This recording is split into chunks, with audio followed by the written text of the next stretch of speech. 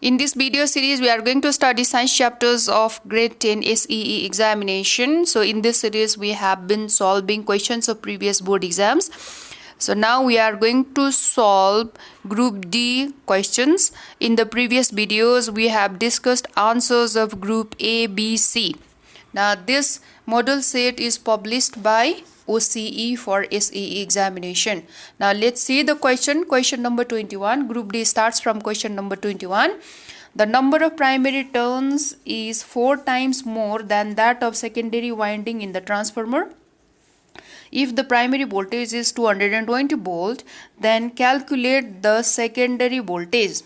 Primary voltage is given, you have to calculate secondary voltage.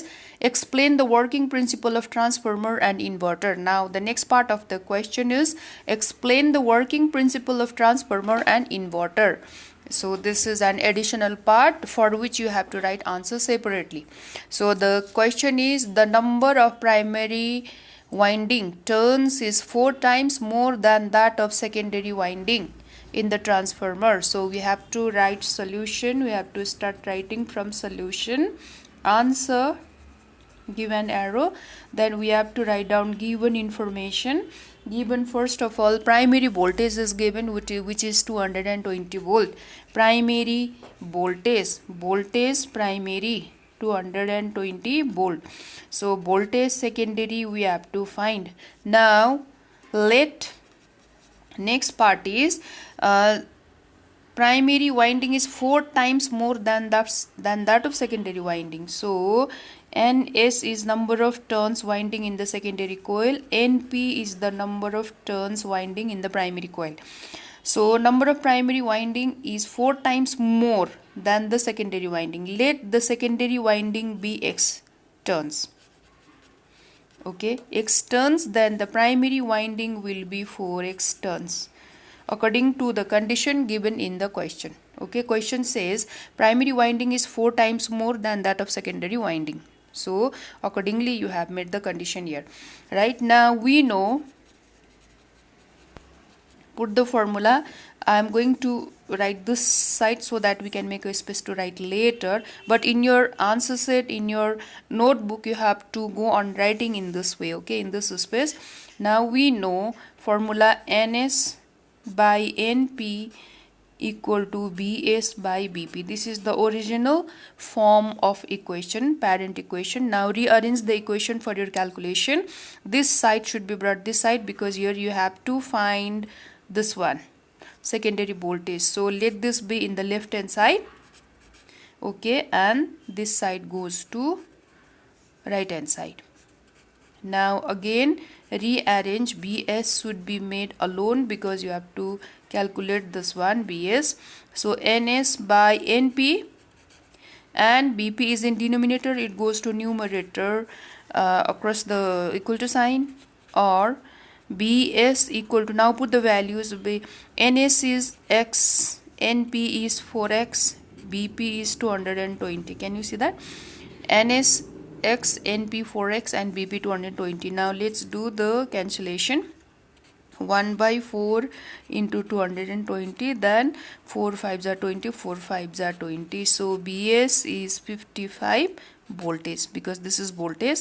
So answer is 55 voltage. Now write down the answer statement. Write down the answer statement here.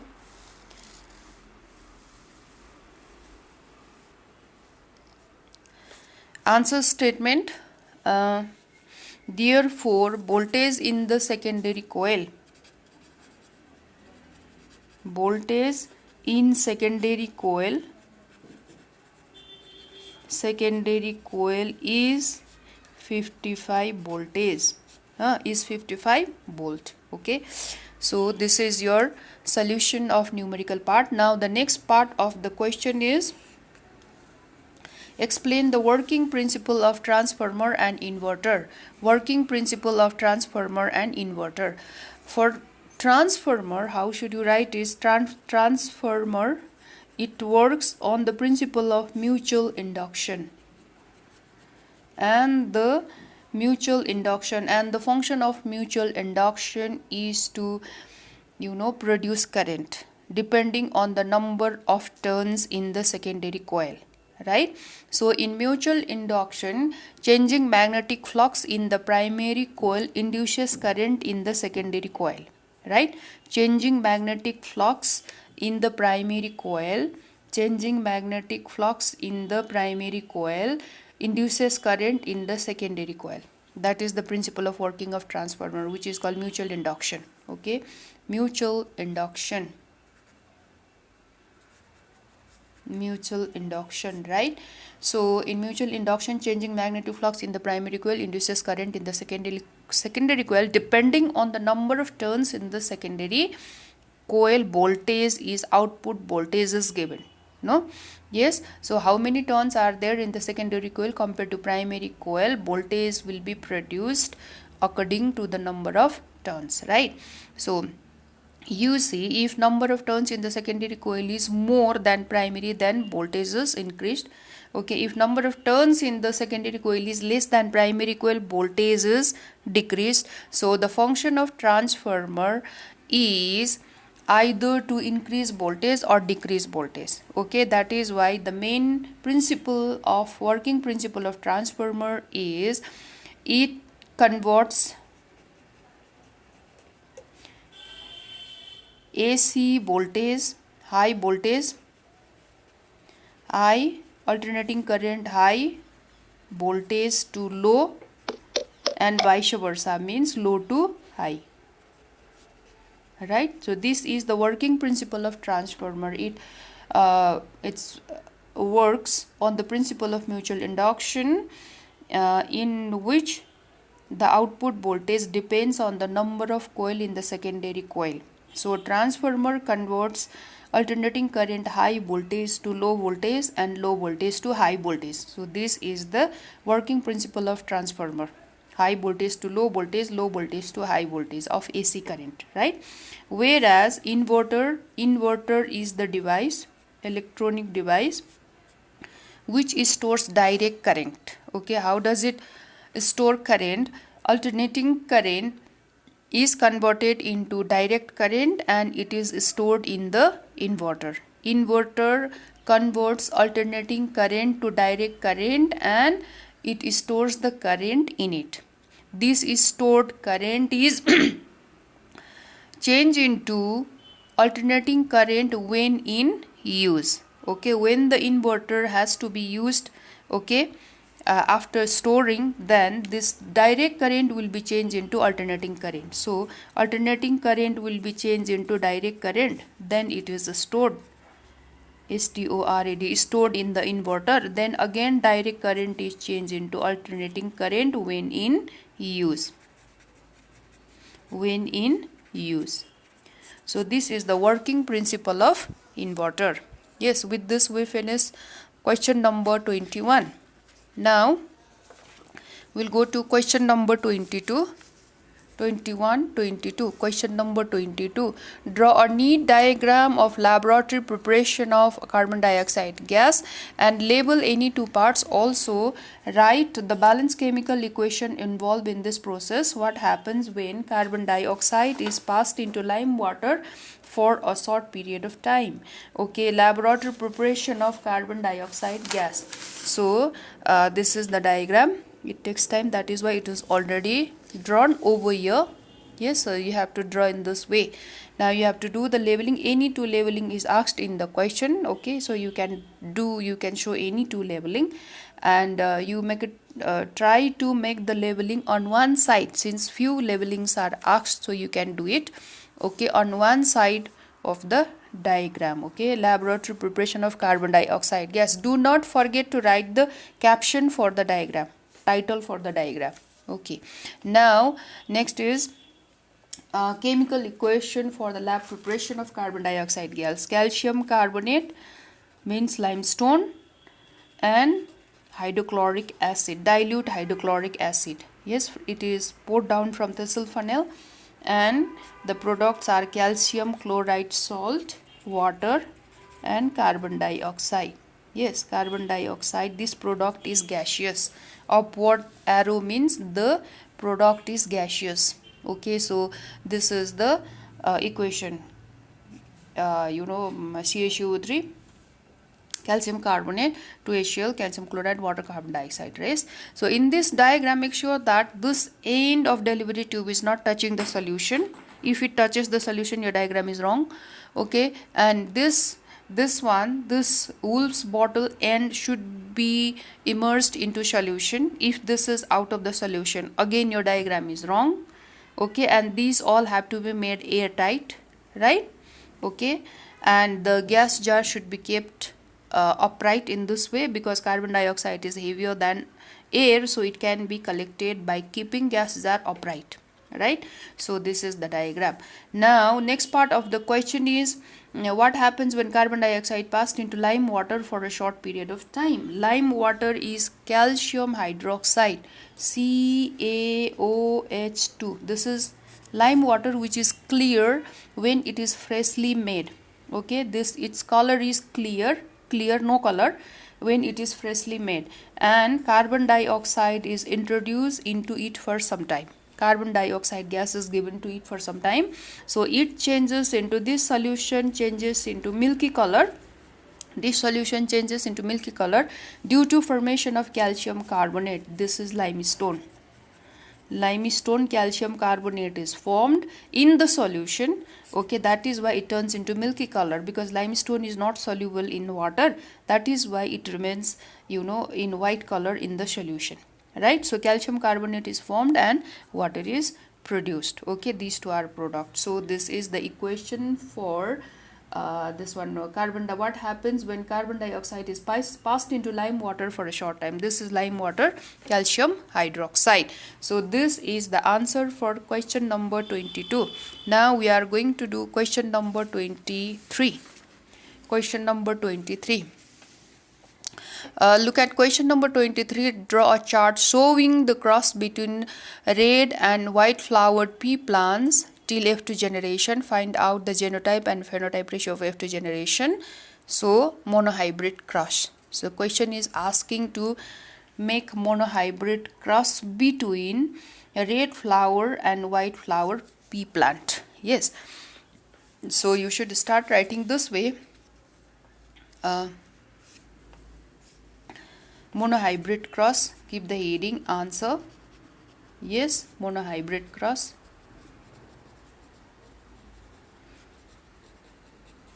Okay, now parents. I'm not going to write everything here because the space is not enough. In your answer sheet, while presenting your answer, you have to write everything in detail. Parents, cross between red and white flower. Red flower and white flower.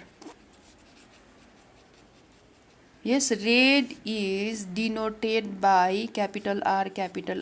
If it is capital R, then white flower should be smaller. Okay, so crushing is done in the first case, crushing or cross pollination. So gametes are formed. These are gametes. Okay, gametes are, you can understand this as seeds. Okay, so let's make the crushing. This one goes with this one, this one goes with this one.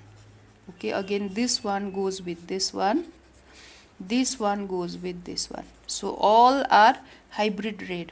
Yes, this is F2 generation.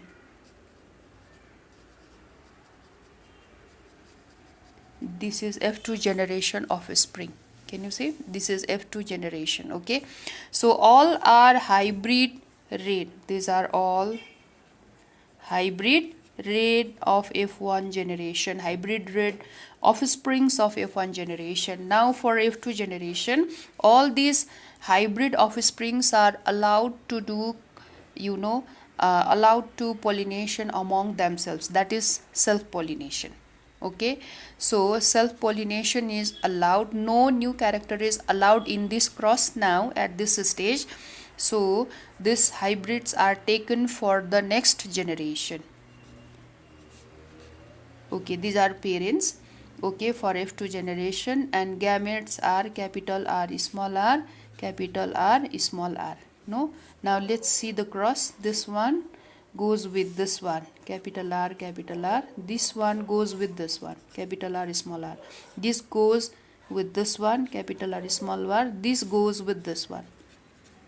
Okay, this is F2 generation. This is F2 generation. Okay, yes, F2 generation of springs. Now you see, this is pure red, this is pure white, this is hybrid red. No, this is hybrid red, this is pure red, this is pure white, this is pure white. So you see over here ratio, genotype and phenotype ratio. Phenotype ratio for F2 generation.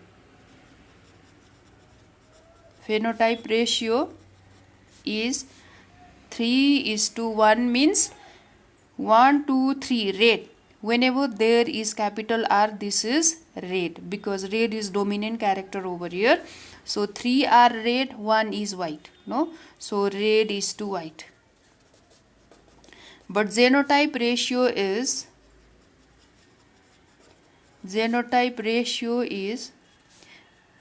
1:2:1, means 1 is pure red is to hybrid red, and hybrid red, and this one pure white. So this is the genotype ratio and phenotype ratio. Phenotype ratio 3:1, red is to white. Genotype ratio 1:2:1, pure red, hybrid red, and pure white. Pure red, hybrid red, pure white. Okay, so this is the answer of your first part. Yes, now you have to write everything, all this in detail in your answer set. Okay, properly, good presentation. Now the next part of the question is, when the mating of black and the white rats take place, all the offsprings, when the mating of black and white rats takes place, all the offsprings produced in first generation are black. Why there are no white rats? So black and white, only black appear and there are no white rats. Why? Because law of dominance. Because of law of dominance, only one character will be expressed in F1 generation, and that character is dominant character. Okay, the one which is not shown, which is not expressed, that is hidden character, that remains hidden in F1 generation, that is called recessive character. Okay, dominant character and recessive character according to law of dominance. Yes, according to Mendel's law of dominance. According to law of dominance, only one character will be expressed in F1 generation. Law of dominance. Write properly, give good explanation. Law of dominance. Black is dominant and black dominant, and white is recessive. White is recessive. RECESSIVE, recessive character. Okay, so you have to write answer in this way. Good, give proper explanation for this one. Now, according to law of dominance, only one character is expressed in the F1 generation and the other character remains hidden.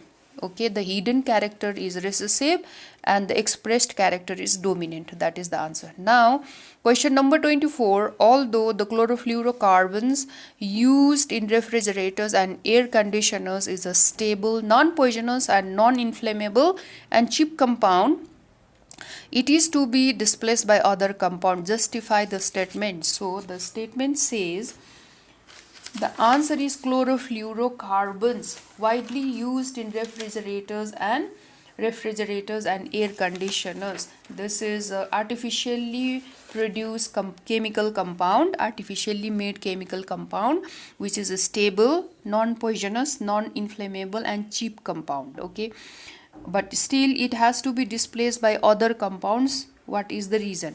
The reason is CFC, chlorofluorocarbon, CFCs, chlorofluorocarbons are main chemical components for the depletion of ozone layer.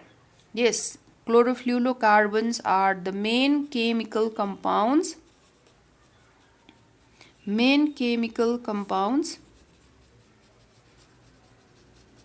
which cause ozone layer depletion, which causes ozone layer depletion.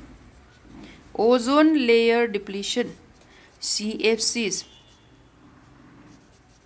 Okay, chlorofluorocarbons are the main chemical compounds which causes ozone layer depletion along with other chemical compounds, but chlorofluorocarbons are the main chemical compounds, okay, causing ozone layer depletion. That is the answer. Chlorofluorocarbons and hydrofluorocarbons are also used. Okay, both of these compounds, mainly chlorofluorocarbons, are both of these cause ozone layer depletion. Chlorofluorocarbons are made up of carbon, fluorine and chlorine. Okay, here chlorine element causes ozone layer depletion. It initiates ozone layer depletion in this manner, and which is a chain reaction. Okay, being chain reaction, it destroys a large number of ozone molecules. Okay, CF2Cl2, this is a chemical formula of chlorofluorocarbon. So how does it destroy ozone molecules? You are going to see here, in presence of UV rays, it breaks off into CF2Cl and nascent chlorine is formed, atomic chlorine is formed. This atomic chlorine combined with ozone molecule, okay, in presence of UV rays. All this takes place in the presence of UV rays. So your chlorine oxide is made along with oxygen, right? Now chlorine oxide again breaks up into, in presence of UV rays, breaks up into chlorine and nascent oxygen, right? And nascent oxygen combines with another ozone molecule to form oxygen. Yes, oxygen and oxygen. Yes, so this is the reaction. Now this is a chain reaction because you see this nascent chlorine is combined with ozone molecule to break it further. Okay, here nascent oxygen is also made again. This nascent oxygen combines with ozone to break it down into oxygen, right? This nascent chlorine formed in this step also, this also continues another reaction. Okay, so this way this is a chain reaction and it destroys a large number of ozone molecules, and which is the main cause of ozone layer depletion. Okay, you have to write your answer in this way. Chlorofluorocarbons, these are stable, non-poisonous, non-inflammable, means not burning by itself, and volatile, okay, and cheap compound, but still it should be replaced by other compounds. It is necessary to replace it by other compounds because it is the main reason of ozone layer depletion. And if you write this chemical reaction, your answer will be good, your answer will be complete. So with this we finish discussion of group number D.